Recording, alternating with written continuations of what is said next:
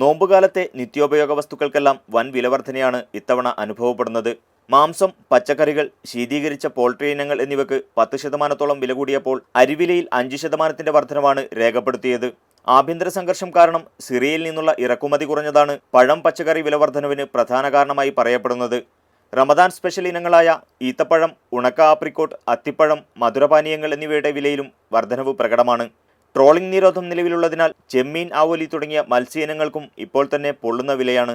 പ്രജനനകാലമായതിനാൽ ആവോലിക്ക് July 15 വരെയും ചെമ്മീന് September 1 വരെയുമാണ് മത്സ്യബന്ധന വിലക്കുള്ളത്. ഇതിനാൽ പുറം രാജ്യങ്ങളിൽ നിന്ന് ഇറക്കുമതി ചെയ്യുന്ന ഇനങ്ങളാകും ഇത്തവണ കുവൈത്തിലെ റമദാൻ വിഭവങ്ങളിൽ സ്ഥാനം പിടിക്കുക. നോമ്പുകാലത്ത് ആവശ്യക്കാർ വർദ്ധിക്കുന്നതിനാൽ വില ഇനിയും ഉയരുമെന്നാണ് പറയപ്പെടുന്നത്.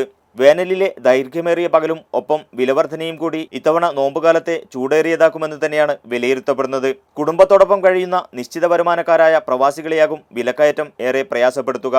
Muneer Ahammed, media 1 Kuwait city.